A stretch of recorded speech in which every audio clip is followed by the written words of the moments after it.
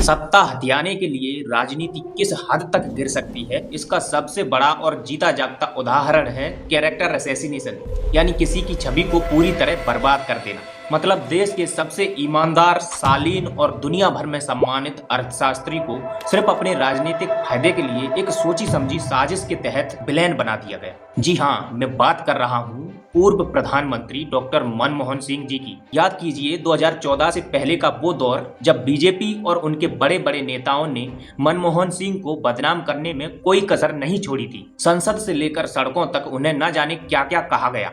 ये दिल्ली की सरकार 2 लाख करोड़ के कोयले खा गई, 2 लाख करोड़ के कोयले। लेकिन कहते हैं ना कि इतिहास खुद को दोहराता है और सच को कभी दबाया नहीं जा सकता।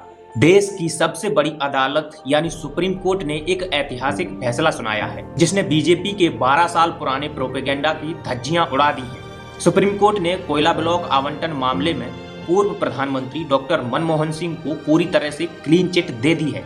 एक और बड़ी खबर कोयला घोटाले मामले से सामने आ रही है, जहां पूर्व पीएम मनमोहन सिंह को सुप्रीम कोर्ट से क्लीन चिट दे दी गई है। सीबीआई की क्लोजर रिपोर्ट को सुप्रीम कोर्ट ने मंजूर कर लिया है। चीफ जस्टिस की अगुवाई वाली 3 जजों की बेंच ने साफ कहा कि ट्रायल कोर्ट के पास मनमोहन सिंह को समन भेजने का कोई ठोस आधार ही नहीं था।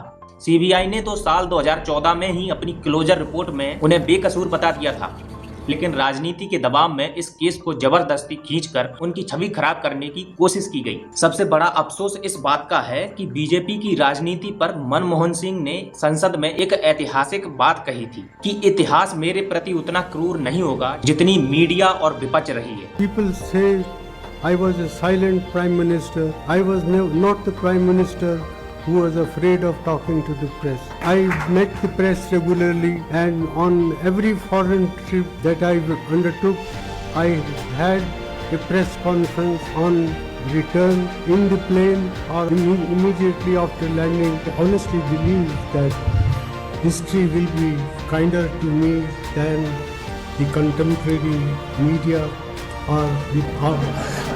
आज उनकी वो बात अक्षर से सच साबित हुई है। लेकिन इस पूरे मामले की सबसे दुखद और शर्मनाक बात यह है कि यह फैसला तब आया है जब डॉक्टर मनमोहन सिंह इस दुनिया में नहीं है। उनके निधन के बाद सुप्रीम कोर्ट ने उनके दामन पर लगे इस झूठे दाग को धो दिया है। लेकिन क्या वो ट्रोल आर्मी और वो राजनीतिक पार्टी जिन्होंने सालों तक एक बुजुर्ग को और एक ईमानदार नेता को मानसिक प्रताड़ना दी, क्या आज वो देश से और उनके परिवार से माफी मांगेंगे? जवाब है बिल्कुल नहीं, क्योंकि प्रोपेगेंडा जीवियों के शब्दकोश में माफी शब्द होता ही नहीं है। इस पूरे सफर से एक बात बिल्कुल साफ होती है कि झूठ की उम्र बहुत छोटी होती है। आप किसी को कुछ समय के लिए बदनाम कर सकते हैं, लेकिन जब देश की सर्वोच्च अदालत और उस मामले की सच्चाई सामने आती है तो सच सूरज की तरह चमकता है। आप सुप्रीम कोर्ट के फैसले पर और बीजेपी के उस ऊटपटांग प्रोपेगेंडा पर क्या कहना चाहते हैं, कमेंट में जरूर बताना।